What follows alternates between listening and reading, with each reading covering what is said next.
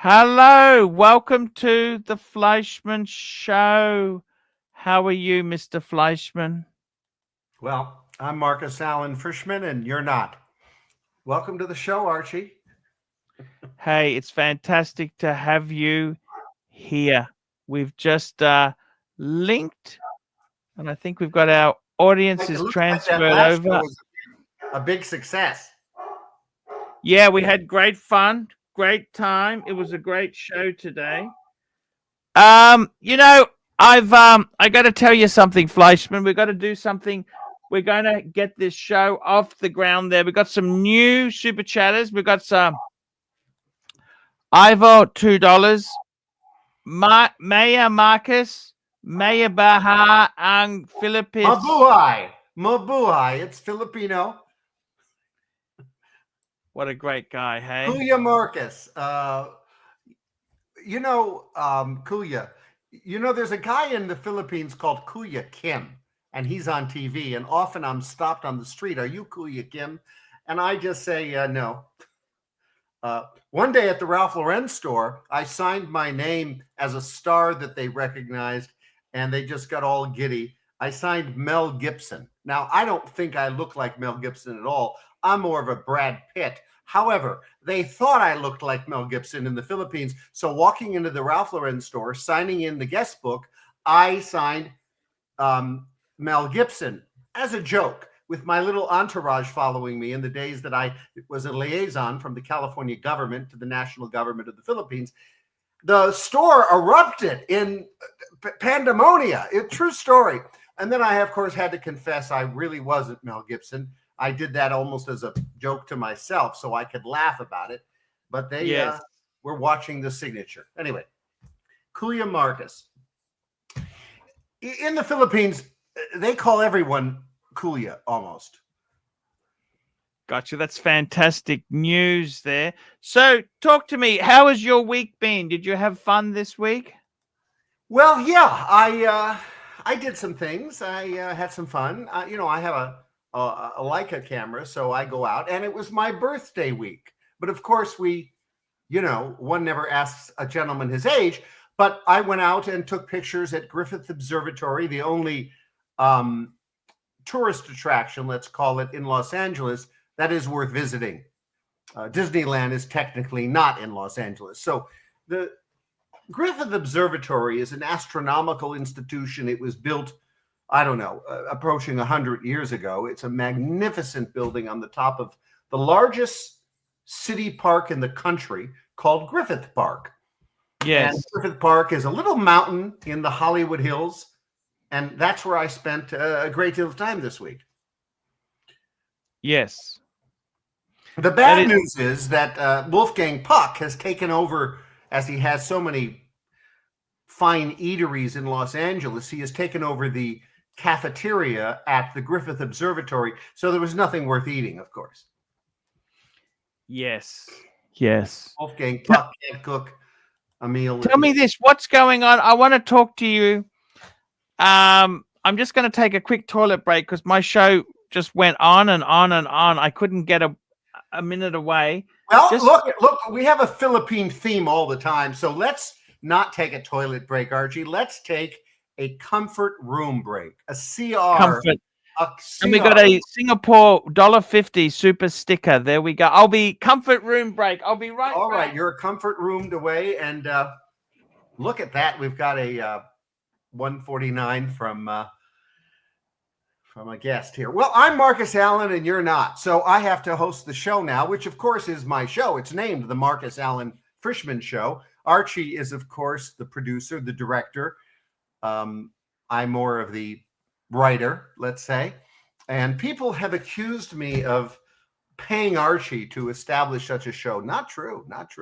In fact, I have never donated to Archie, directly or indirectly, to his universe until actually just recently, when I sent a very hefty contribution, not for any other reason, but to say thank you for being my friend and to support his business here. This is his business, not mine. But there was no arrangement for any of that before Archie agreed to put me on. And we talk about my fabulous life. We talk about luxury. We talked about dating women. I was a nearly 4 million viewer TikTok influencer. I was monetized. I was 187% more popular than anyone in the world ever on TikTok in 18 weeks. That was the narrative quote of the algorithm TikTok sent me. In my first 3 weeks, I was 52% more popular than anyone in the world ever in 2 weeks. I got off TikTok, and that's worthy of a show in itself. But I gave life advice, God-based, morally based, advice on dating, advice on being a gentleman, getting ahead at work, just general advice for success moving forward in your life. And here we go. Thank you for that comfort room break brought to you by Math Industries. Yes. Math, I want to talk to you there. I want to try and get this segment going really well, and it's been a difficult segment to get off the ground. I don't know why. We've had a lot of haters. Yes, we have. So I'm going to talk about a situation. I want to, instead of, you sent me a few topics, but I want to try something completely left field. Go left. Okay. I'd rather go right field, but do what you must. Okay, we'll go right field. Because I'm in the southern hemisphere, so that's actually your right field. Oh, that's excellent. Good analogy. Okay. Okay, so I got a friend of mine. He's in his early 50s. I'm not going to say what country, but it's not the Philippines, but it's a similar sort of a developing country, okay? Uh-huh. It's not third world. Third world, let's just clarify this. Third world is like Africa. Mm-hmm.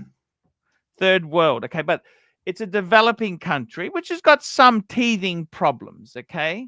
It had a nasty thing to do with communism, okay? Nasty encounter with communism, okay? Mm-hmm. Mm-hmm. But that's long since gone. Pepsi and Coke are there, and it's all going well.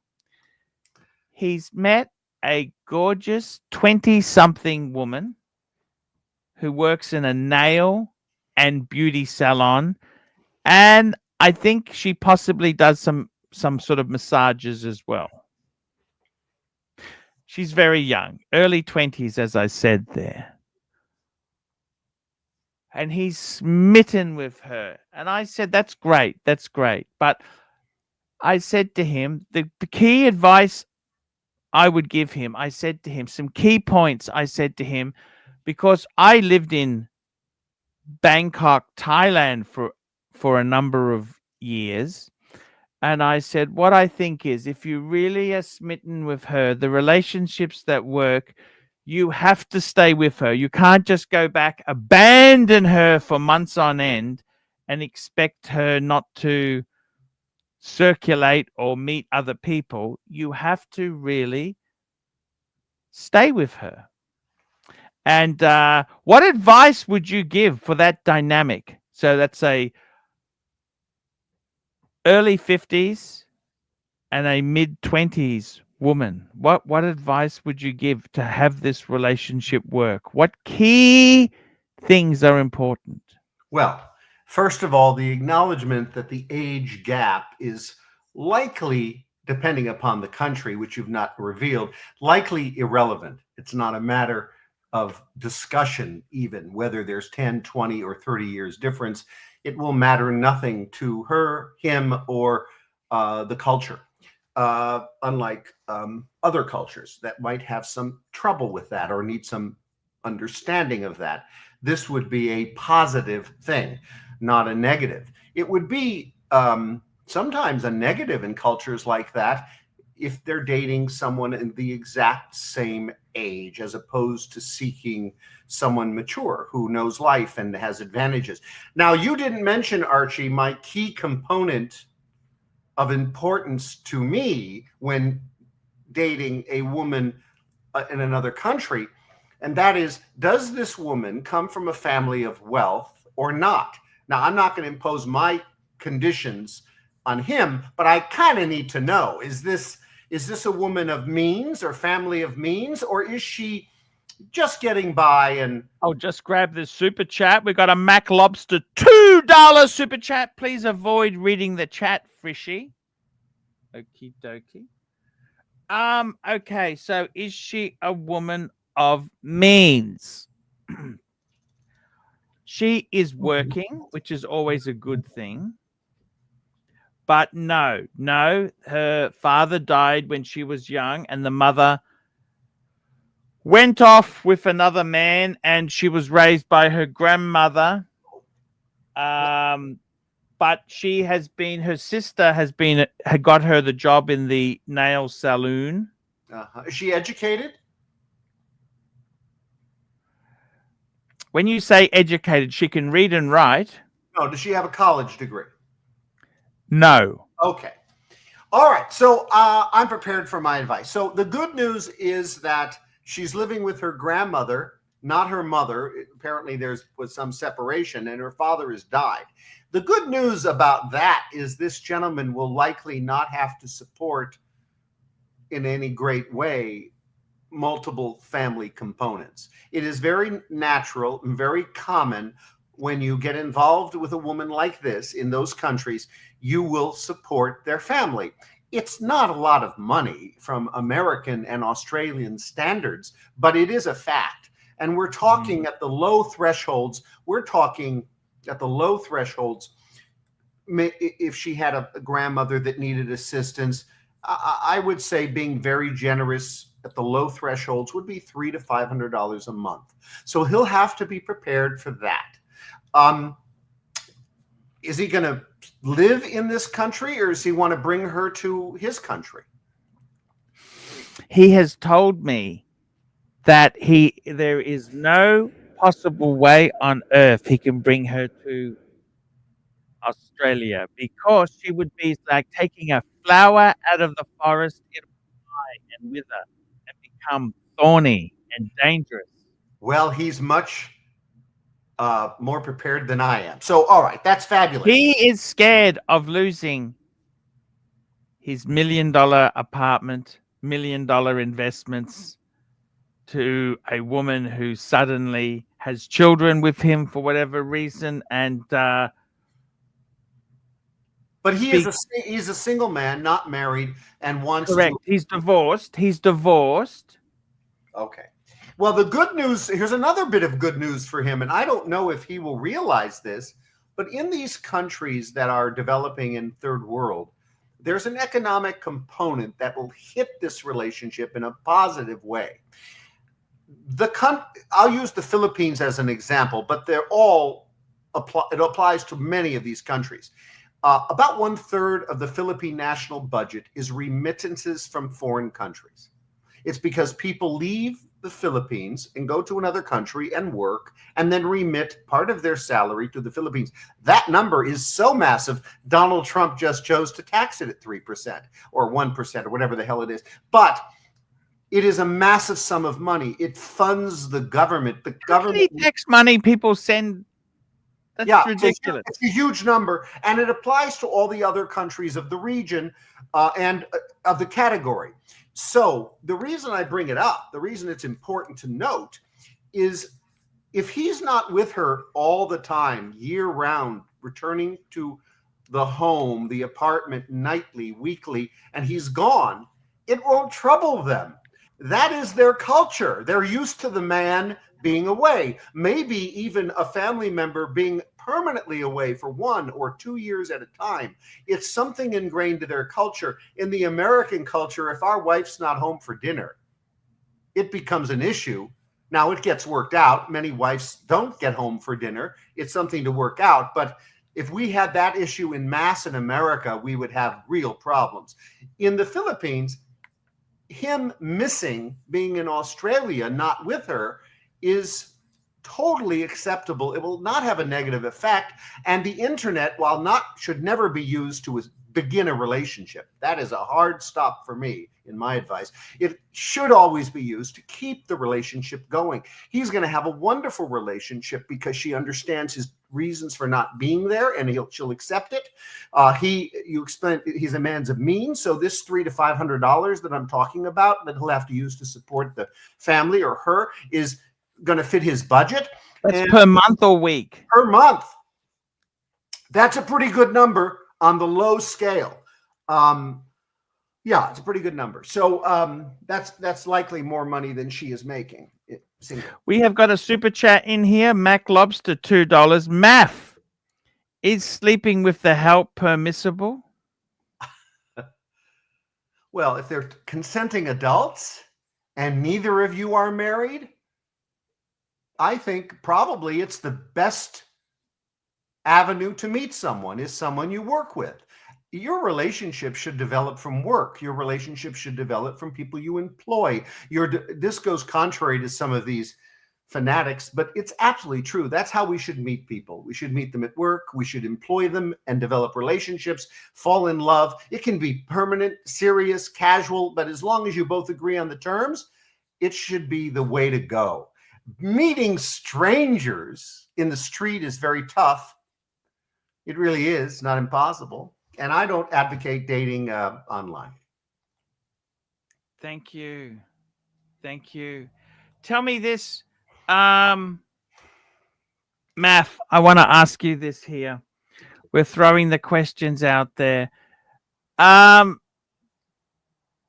friend there, he doesn't really ever want to get married to her and bring her back to the Western world. He's scared of her getting poisoned by the Western witches.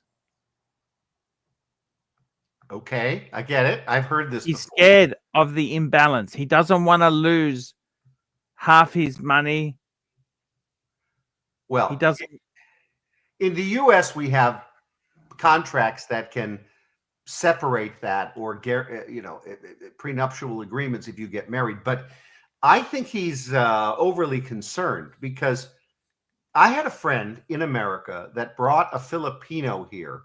Yes. And he had the same concern. I had dinner with him. He's a friend of a friend, actually. They introduced me specifically because he brought a Filipino bride and we had something in common. So I met with him a few times. And along the way, I learned from her that she's not allowed to work.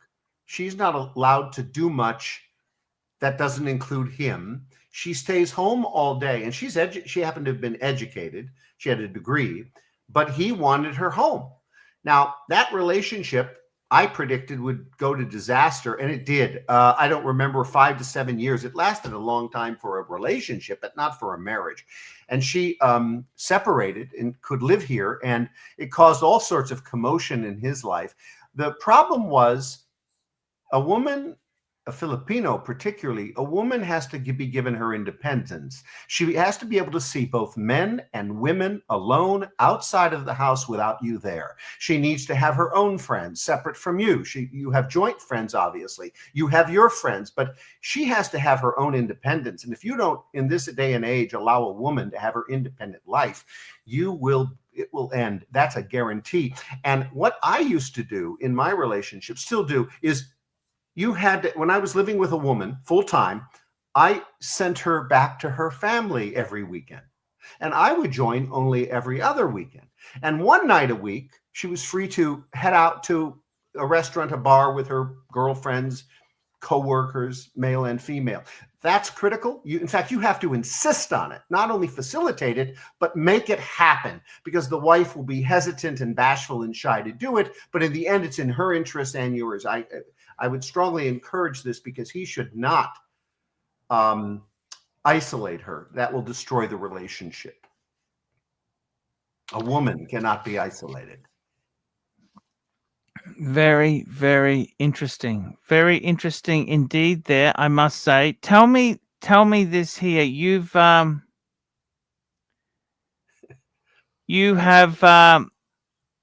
mentioned some very interesting points. I want to ask you something. What's the worst story you've heard of people bringing in a wife from the Philippines? What's the disaster stories what's God. the worst disaster story you know of? All right. Well, those are the scams. And that I don't have personal knowledge of a friend that experienced the scam, but they are a matter of record. They are real specific people. They're not folk tales. And if you look it up, you can find it. The woman will marry, presumably for love, but it was not love, it was money. And remember, I've always said a woman can learn to love you. A man cannot. He has to be attracted. It has to really happen for him in the first few minutes of meeting a woman. But a woman who might be after your money will change and learn to love you. This didn't happen on many occasions because the scam was so prevalent and the planning and the whole thing. So they got to America. They marry. He didn't have a prenuptial agreement, and 50% of the money under almost all state laws in America, 50% split, particularly in California, which is an economy, is the fourth largest in the world. So let's just talk about that. It's like a country. It is a country. It's called How rich was he? Can I ask you that? Oh, well, the particular one that the anecdotes are around, but the particular one that I'm thinking of, he was extremely wealthy. In fact, she somehow managed to destroy the business because 50% of the wealth of the business would go to her because he didn't structure it with a prenuptial ahead of time. I should point out, I mentioned prenuptial. When you do a prenuptial, you don't have to do one that completely separates and guarantees and protects all of your money and gives your former wife nothing. You get her to sign it, and you get her an attorney to advise her to sign it by guaranteeing a share of your wealth for a period of time or for her life. But you make it a manageable share. And that's the way you do it for any woman who relies on you. It's the only right thing to do. No one should have a prenuptial agreement excluding the woman from your wealth unless she is equally wealthy. And then maybe you both have mutual prenuptials. But if you don't, you have a duty to take care of the woman for the rest of your life and vice versa if it's a man. But structure it so it doesn't break you. In this case, he didn't have anything. So the law broke him. The 50% split up caused the board of the company to go mad because now she controls half the board. And this was a significant man, and the company in the end was crushed. The income collapsed, and I guess he was better off. You know, I had another wealthy friend tell me, I can't reveal his name. He's a billionaire, and he had a divorce. Just a little side story. He planned it 2 years in advance to structure it. Was he married to a Filipino? No, he was married to, I know I'm hesitating because I don't want to give too many details. He was married to a very young nanny. He married the nanny. I'm talking carefully, but I don't want to blurt out personal information. He married the nanny. He is a billionaire.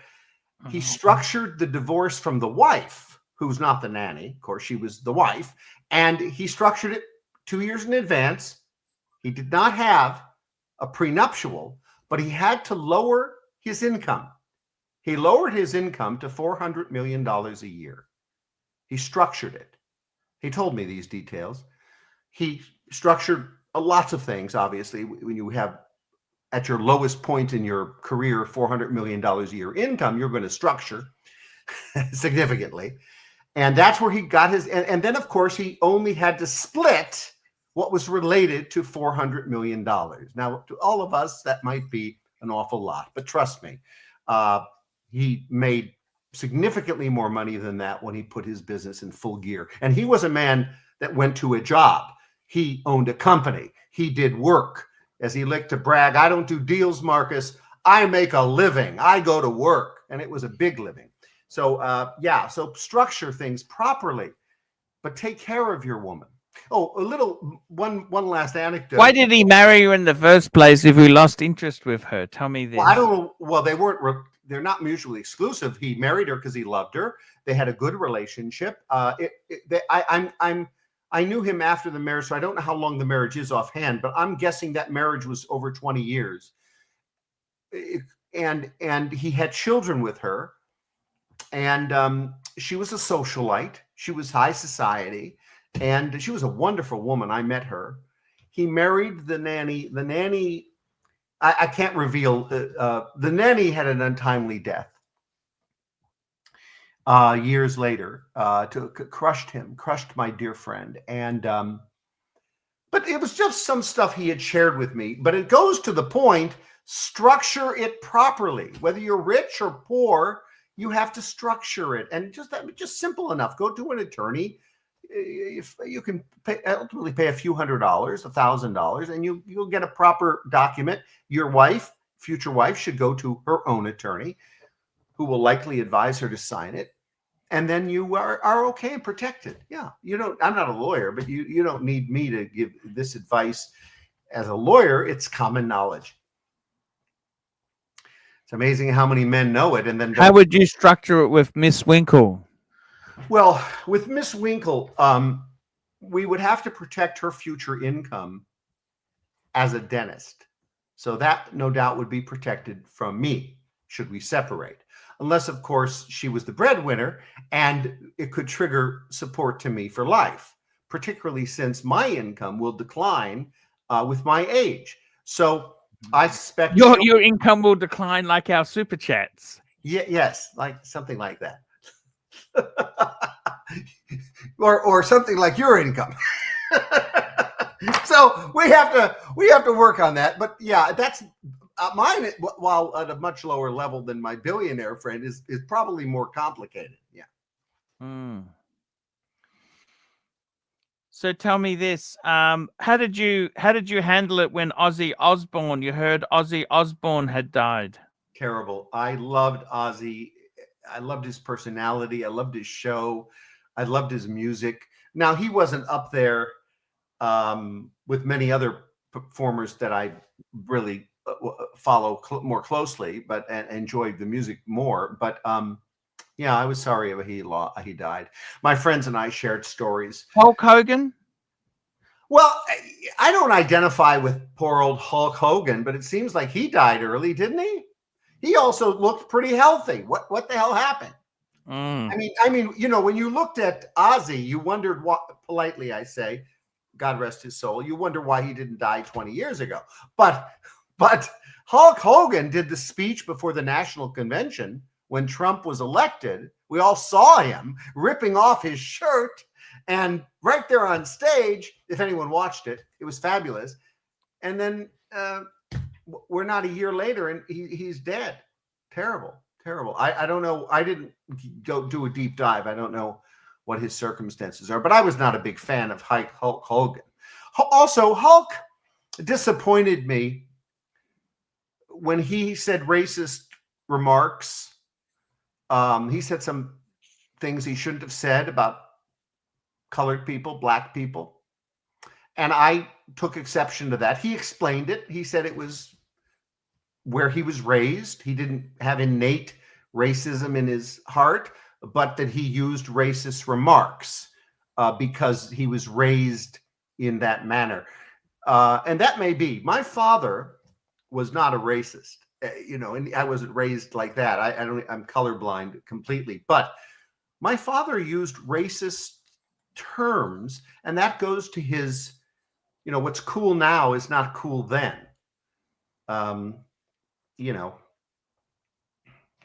you know, the evolution of what certain races want to be called has changed in my lifetime, and certainly in my father's. Yes, I see what you're saying. So you know, you have to give a pass on people, but gosh, he was old enough and smart enough to know better, and he was a public figure. My father wasn't a public figure. So when he used those terms, and I also knew what his heart was, but I also have seen people of my father's generation use those terms and mean it. You know, they have hate and they have some belief that certain races are not equivalent to others. You know, that's hard to deal with. But I'm from Los Angeles, Archie. What people say it's the second largest city in America. It is technically, but there's something called Greater LA. We have 14 or 15 million people. New York City, the largest city, has 8. There is no comparison. We are the largest entity. In fact, in fact, it's bigger than some countries, the region of Los Angeles County. And the reason I mention that is that means it's very diverse. And we don't segregate our ethnic groups in boroughs like they do in New York. They're commingled. It's all by economic class, not, and we don't have a class system. Probably shouldn't use the word class. Economic separations in Los Angeles exist, which are disproportionately have some ethnic groups in the poorer ranges, but in fact, we are pretty well mixed up here. So we are not, I have never met a racist Los Angeline. I just never met one. We're just too commingled. We're too diverse. Yes. We grew up here in LA, even in my generation, to be, you know, your neighbors were Mexicans and blacks and Puerto Ricans and Iranians. And really, I'm not just saying that, they were my neighbors. And those are the upper income areas as well. Yes. Yes. It's, that's one good thing that's happened with the progress of time, is that racism is no longer accepted as, it's no longer accepted as a thing, you know? And there is no institutional racism in America. I really don't want to head into the political component, but I have to, I guess. There are people that say we are innately racist in America. We are not. There is no institutional racism. There isn't a government entity that allows it. There's not a government program that condones or facilitates it, even silently. And I have been around conservative Republican politics all my life. Yes. I have never met these the QAnon group that everyone talks about. I've been in the most conservative circles. I've never met them or heard about them until the left mentions it on the January 6th riots, the QAnon group. Who the hell? And I'm in a state that has more conservative Republicans than any place in the country, even though we're in the minority. Just numerically, we have more. And I've been vice president of many conservative groups and president of two. I've never heard of QAnon. The Proud Boys. I had never heard of the Proud Boys in my life until the left, the liberals, the Democrats put that out as some represent. And at least I could say, I can't even say, oh, I know who they are. They don't represent Republicans. No, I've never heard of who the hell they are. So there's a lot of falsehoods going on about being a conservative in America. And being conservative doesn't mean you identify as Republican. It doesn't mean you support Donald Trump. There are some differences depending upon the group. Yes. Yes. No, it's Donald Trump was a Democrat for a long time. You know that, don't you? Yes, but he was a Democrat not in philosophy. If you watch his speeches, and he talked politics all his life. In fact, he focused on politics. He would be on all the entertainment shows, and he talked politics because he talked about running for president. Or let me rephrase that. He was always asked, will you be running for president, for years, since his 30s. And there are lots of these videos. I've watched them. And he has always been a conservative. The reason he was a registered Democrat is the same reason. I could give a comparison, but they wouldn't know who it is around the world. There are people, let me put it this way. There are very famous people who change their registration when they're businessmen to accommodate the region for which they're focused on. And New York was his focus. And New York, my entire lifetime, has been Democrat. So he had to be a Democrat. He had to make the deals with those Wall Street people. Donald Trump hates Wall Street. Donald Trump hates the banks. Donald Trump hates the world financial market as we know it, the world banking, the World Bank, the International Monetary Fund. He hates them all. Now, he had to deal with the devil as a businessman. But what he should have done when he got elected, if he had followed my advice, was to appoint AOC, Bernie Sanders, and Elizabeth Warren, the most liberal members of the Congress of America, and appoint them to a working group or a commission to break up the banks, to dislodge the World Bank from the hold of the world, not just America, and change the Federal Reserve and update the system to something more modern. He had actually had a working group like that in the White House. He didn't commence that legislation, and I know some details about it. And the reason he didn't commence it was he had to fight his political battles. He had to pick his battles, and that wasn't a priority. That would have been a big one, because the Democrats and Republicans love supporting the big banks, and Donald Trump hates them. He'd like to destroy them. In fact, MT85 $2, Los Angeles, the socialist capital of America. Well, we call it the People's Republic of Los Angeles here, from my perspective. It's terrible. It's terrible here. Look, gas is approaching $6 a gallon, when in America, all over the country, I saw $2.70, $3.50. The reason is we're insulated from the golden age of Trump. California has just decimated itself. We had 47 oil refineries. You know how many we have now? 7. And 2 of them are about to abandon ship. Our governor's running around in panic now, because he knows if we lose those 2, we will have gas at $8 a gallon. Tell me this, what age do you think they should say the president is too old? Oh, I'm not sure. We don't have a limit. I don't think that's even in the works. We don't have a limit of age. I think you know what President Trump says, you should be taking a cognitive test, which he keeps taking and acing. Joe Biden refused the cognitive test. He had never taken it during his time as president. I don't know if he ever did take it before that. You know, I have to get past a lot with our president on a personal level, the way he handles things, the way he is. But oddly enough, some of these negative personality characteristics people observe in him have actually been evolving to be the key to his success. He's doing something that no president has ever done. He's making deals with other countries that are benefiting America and neutralizing the diverse, what's the word I'm looking for? The inequity between the deals that exist, between the economic deals that exist between the companies. So he's making them pay for what the evils that they have committed upon us and the things we have let them do. We have been taken advantage of by the world. We make people free and rich, and then they take our money. Yes, very good point there. I wanted to, we got a super chat just come in here. Black Cat 997 $2. Should America support Thailand in the current war? That's with Thailand and Cambodia. You know, Trump is putting out wars, putting out fires, as he did in Africa recently.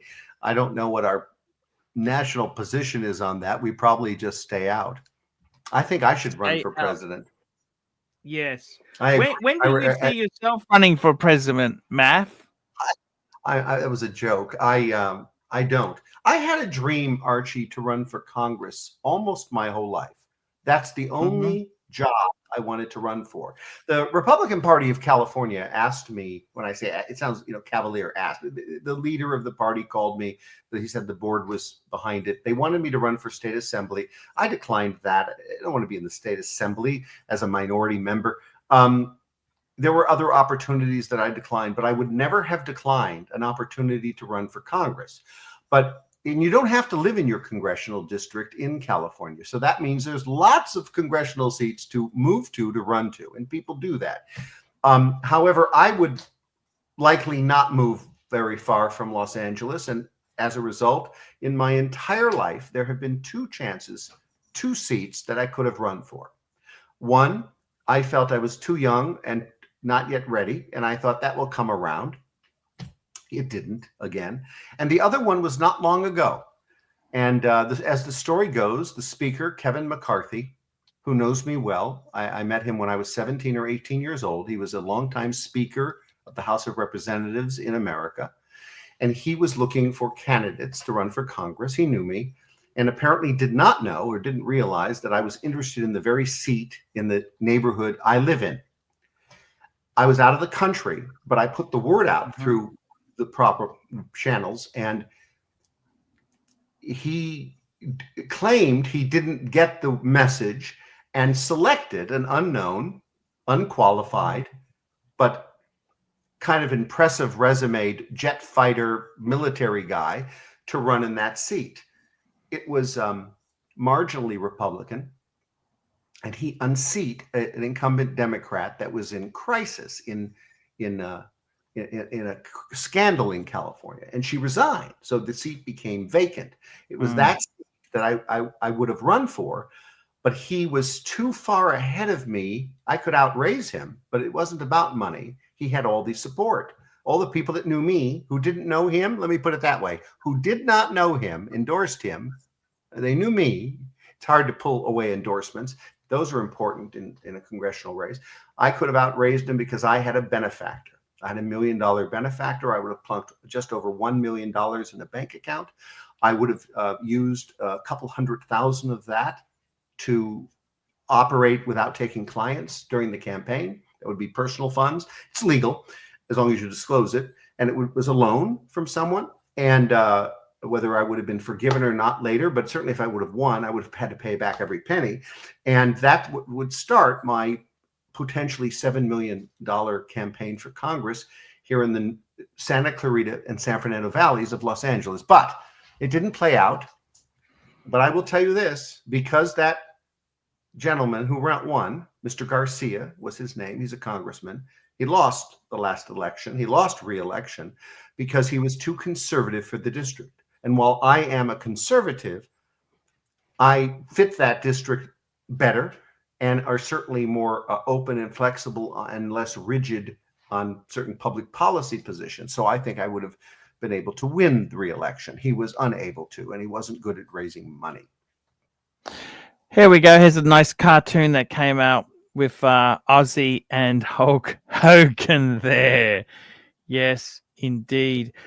Let's hope Ozzy actually made it to heaven. Yes, let's hope he hope he did. Yeah. I've got to say to you, Marcus, tell me this.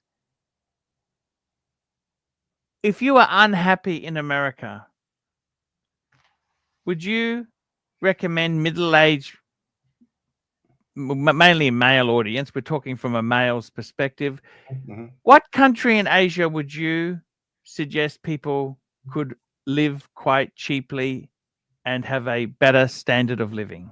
Well, if you're broke, go to Thailand. Now, there's a language issue sometimes if you're outside of the cities. Why is Thailand better if you are broke? Oh, because the economic, the numbers. Look up what it costs for food, lodging, everything. Everything is cheaper in Thailand. And then the Philippines? It's cheaper than the Philippines? Yeah, Philippines has become a real target for this kind of visitor, and the numbers are staggering. When I say visitor, I should say expats wanting to move there, not so much vacationers. There actually are not that many vacationers in numbers that go to the Philippines from America, if you look at the real numbers. But expats permanently residing is huge. It's very expensive in the Philippines relative to Thailand. Very different. Philippines is really, when I say Philippines, there are 7,500 islands, right? I'm talking about Manila.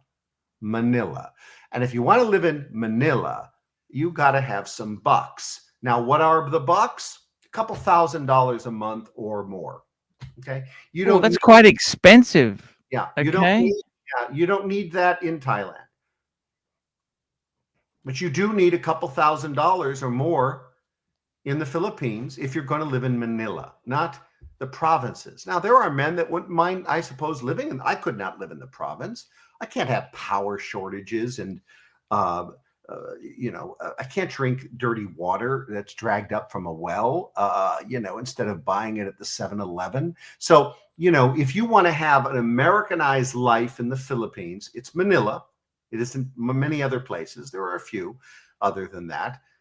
I can list them, and Manila's big, but you'll have an Americanized life with some third world interruptions to that. But if you go into the provinces, 7,500 islands, there's plenty of provinces. You're not going to have that life. Now, if you go to Thailand, you'll have an Americanized life or a provincial life, and both are going to be way less money than the Philippines. Just look up rentals. The quickest way to figure this out, look up Manila. Manila's a big place. It's regional. So you look up places like BGC, Rockwell, Manila, BGC, Manila, and you'll see prices of rentals. Then look up Thailand, and in some of the areas of Bangkok, look up rentals. You're going to see big differences. Yes. And if you're someone of means, I would up that budget to $4,000 a month, US, and that's a lot of money. Well, $4,000 or $5,000 a month. I'm now talking a different category of expat. It's someone with a little bit more means. Maybe they have a retirement of $6,000 or $8,000 a month. I don't know what your average salaries are there in Australia, but here in Los Angeles, when you make, I'm going to make out a number because I just did I did a program for somebody to help them get benefits. You had to be under $89,000 a year for one person and above $46,000 a year to qualify for hardship benefits. So you couldn't be too poor, because if they don't want to help poor people in the People's Republic of California, they want to help the middle class or the poor class. I shouldn't have called it middle class. And that range was $46,000 to $89,000 a year. You're considered I don't want to put a name to it, but it's a category for which requires assistance. So you will get benefits here. And that's because you can't afford to live in Los Angeles at $89,000 a year. Fucking hell. How much do you need a year to live in Los Angeles? Okay. Well, apartments in the worst of neighborhoods, 1 bedroom to 2 bedrooms, because there's not a price difference that's significant, will start around $2,000. Now, that's a really low number, Archie.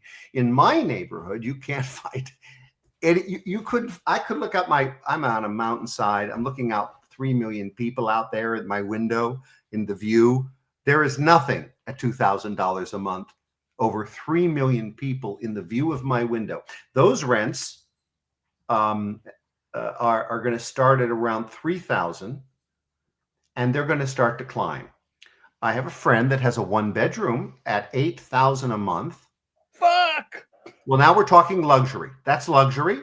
It's upscale. But those numbers that I were giving you are the basic apartments in Los Angeles.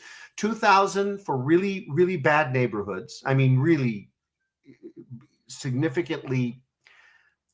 I was in Linwood the other day. It's a city in the city of Los Angeles. It's been around 40 years. My buddy made me park my car at a remote location near the airport. Then he picked me up. Then we jointly went to meet these clients in Linwood in his car, because he doesn't drive. What car did he have?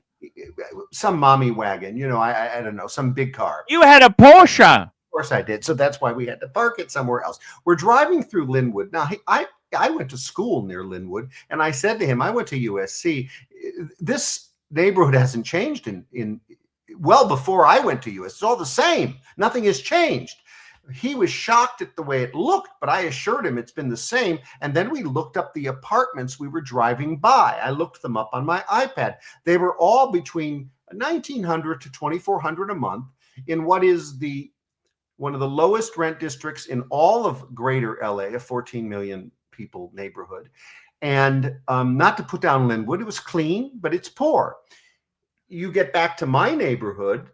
I'm not renting them in a house, but my neighborhood rentals in apartments are starting at around $4,500 a month, and they're going to about $8,000 or $9,000 for 1, 2, 3, and 4 bedrooms. And I'm not talking houses. I'm talking apartments. Houses are significantly more money. No one's renting a house nowadays unless you're very wealthy. It's easier to buy a house. We got a super chat here. MT85, $5. Don't you need to be an illegal immigrant to live in California now? Yes, well, they're all in their houses hiding because ICE is here nabbing them up.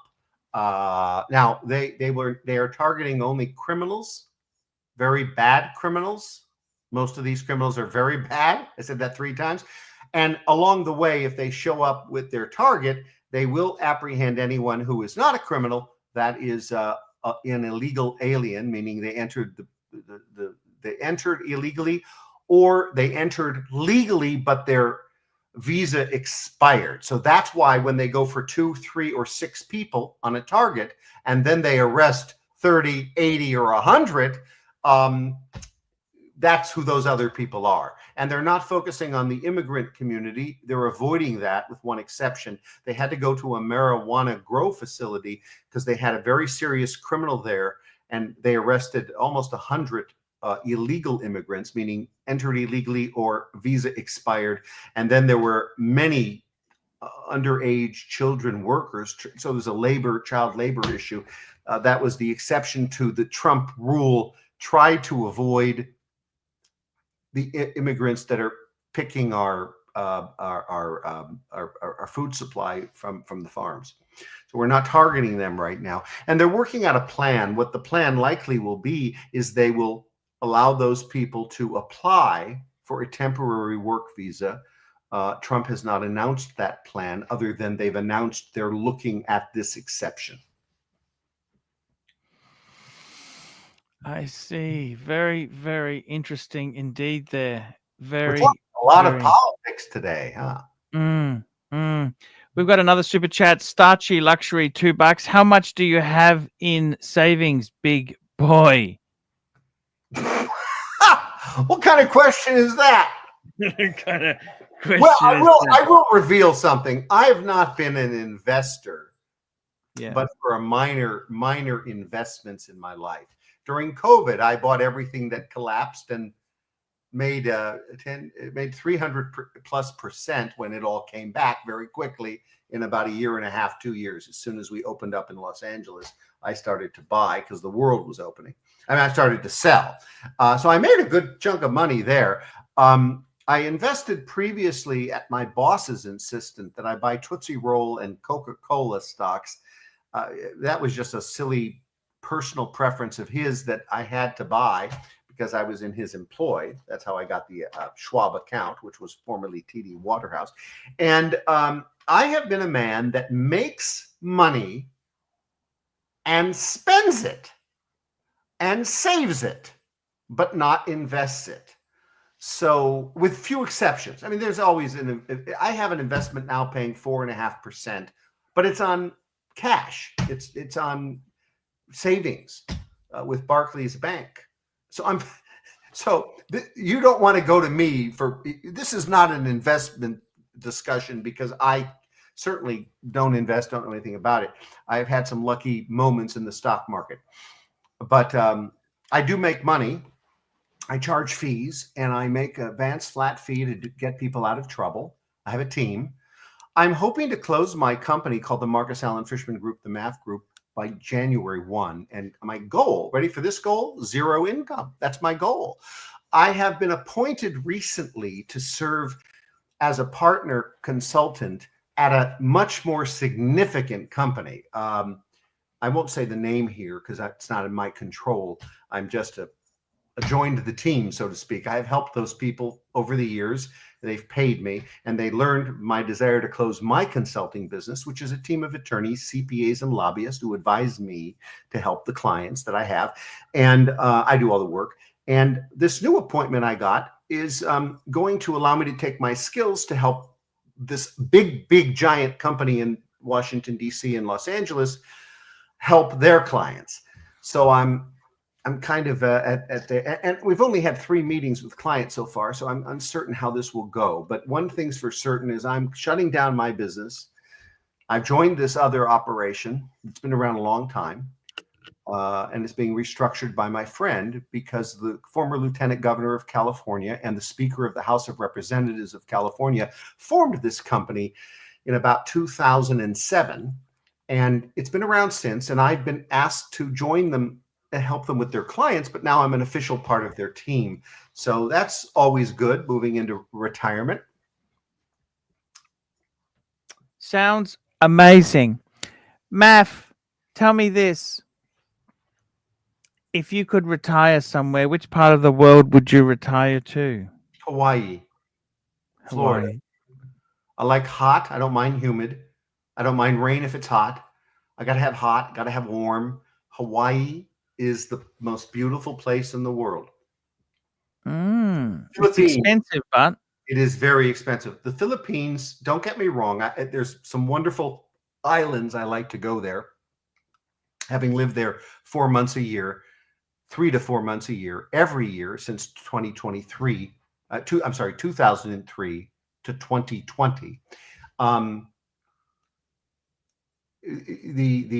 The thing I wanted to say was there's nothing beautiful about any of the islands in the Philippines. They are very enjoyable. I love Boracay. I've been there 54 times, or is it 56 times? I'm now forgetting, but I've been there a lot. And I go there because it's wonderful. The beach is beautiful, but the infrastructures are not, and the facilities are not. It's, you know, it's not like Hawaii. Hawaii is fabulous. The beauty, it's beautiful. Marcus Allen, it's been an absolute pleasure having an hour with you. I hope you'll join us next week. I will, Archie. I really enjoyed the advice. Remember, I'm Marcus Allen Frishman, and you're not. That's it. Guys, I want to thank the super chatters. We had some great super chatters. We had Ivor. We had Chung Chian Chong. We had Mac Lobster, MT85, Black Cat 997, MT85, and Starchy Luxury. Oh, I love Starchy Luxury. Do you know there's a guy here in chat? We'll end with this point. He's taken a picture of my dead dog, Walter, who died. Yes. I have my new dog, Mr. Bueller. And he's taken it and he calls himself not Sir Walter, because I used to call my Walter Sir Walter. And yes. I'm looking at it. He's got a picture of my dead dog, not Sir Walter. I'm going to take that as an absolute compliment. And I'm going to thank him for honoring my dog. We miss Walter greatly. He lived 11 good years. Yes. Fantastic. And thank you so much for coming on today. Guys, we'll be back tomorrow. See you. So we'll be back next week. Next week with the show. And we will get it going. Thank you so much. And maybe people can save a little money and do a few of these super chats. And for the record, I don't receive any of the funds from super chats. Archie gets it all, and he needs your help. And this is the show that's going to bring Archie back. This is the Bring Archie Back show. We're going to have to rename it at some point.